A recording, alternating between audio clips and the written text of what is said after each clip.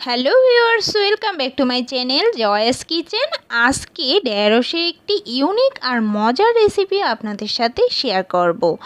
যারা ঢেঁড়স খেতে পছন্দ করে না তারাও কিন্তু এই রেসিপিটা দেখলে চেটে পুটে খেয়ে নেবেন। আর নতুন সব ইউনিক রেসিপিগুলো দেখতে চ্যানেলটি অবশ্যই সাবস্ক্রাইব করে রাখবেন। তো চলুন দেখে নিই পুরো রেসিপিটি, স্কিপ না করে পুরো রেসিপিটি দেখবেন। আর আমি প্রথমেই এখানে কচি নরম দেখে ঢেঁড়স নিয়েছি। আর ঢেঁড়সটাকে প্রথমেই খুব ভালো করে ধুয়ে তারপর কেটে নিয়েছি। চেষ্টা করবেন ঢেঁড়সটা কাটার আগে ধুয়ে নেওয়ার। তো প্রথমেই ধুয়ে তারপর কাটবেন। এবার আমি এখানে নিয়েছি সর্ষে, আর সাদা সর্ষেটা দিয়ে আমি করব। আর নিয়েছি নারকেল বাটা। তো আপনারা কতটুকু পরিমাণে করতে চান সেই অনুযায়ী নারকেল আর সরিষাটা বেটে নেবেন। তো এখানে আমি প্রথমেই যে ঢেঁড়সগুলো কেটে রেখেছিলাম সেগুলোকে ভেজে নিব। আর তার জন্য এখানে আমি হাফ চামচ লবণ আর হাফ চামচ হলুদের গুঁড়ো দিয়ে ঢেঁড়সটাকে একটু কালার আসা পর্যন্ত অপেক্ষা করব। তবে বেশি কালো করে ফেলা যাবে না, একটু হালকা যখন কালার আসবে তখনই কিন্তু আমি ভেজে তুলে নিব।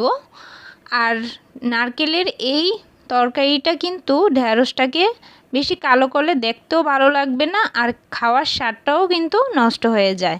তো এবার আমি খুব ভালো করে তেল থেকে ছেঁকে তুলে নিলাম। আবারও আমি প্যানে এবার আমি দিয়ে দিচ্ছি সরিষার তেল।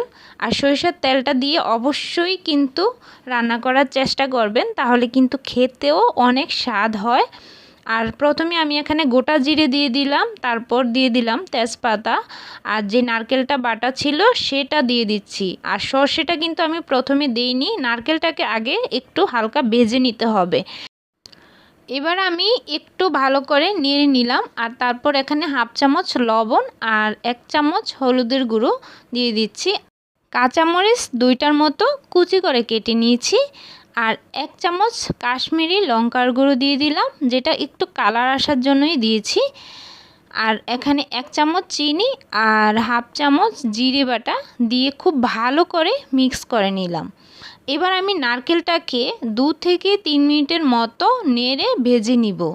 আর যখন নারকেলের কাঁচা গন্ধটা চলে যাবে তখন কিন্তু নারকেলের উপরে একটা তেল ভাব চলে আসবে, তখনই কিন্তু বুঝবেন নারকেলটা ভাজা হয়ে গেছে। এবার আমি যে সর্ষেটা রেখেছিলাম বেটে সেটা দিয়ে দিচ্ছি, আর সামান্য একটু জল দিয়ে দিলাম। এবার আমি খুব ভালো করে আবারও মিক্স করে নিচ্ছি। এবার এই পুরো মশলাটাকে একটু কষানোর জন্য আমি ঢাকা দিয়ে 2 মিনিটের মতো রাখবো। আর যখন একটু তেলতেলে ভাব উপরে চলে আসবে তখন কিন্তু মশলাটা পুরোপুরি কষানো হয়ে গেছে। এবার দেখুন যে সর্ষেটা বাটা দিয়েছি তার একটা দারুণ ফ্লেভার আসবে নাকে। এবার ভাজা ঢেঁড়সগুলো আমি উপর দিয়ে দিচ্ছি আর একটু নেড়ে ভালো করে মিক্স করে নিচ্ছি। তো এবার সামান্য একটু জলও দিয়ে দিয়েছি পুরো তরকারিটা ভালো করে হওয়ার জন্য। আর জলটা যখন ভালো করে টেনে যাবে তখন দেখবেন তরকারিটা একটু মাখা মাখা হয়ে গেছে, আর সেই পর্যায়ে আমি নামিয়ে নেব। তো এই তরকারিটা একটু ঝোল বেশি হলে কিন্তু তেমন ভালো লাগে না, একটু মাখা মাখাই কিন্তু অনেক দারুণ হয় খেতে। তো অবশ্যই বাসায় কিন্তু এই রেসিপিটা ট্রাই করে দেখবেন, আর ট্রাই না করলে কিছুতেই বুঝতে পারবেন না কত মজার হয়।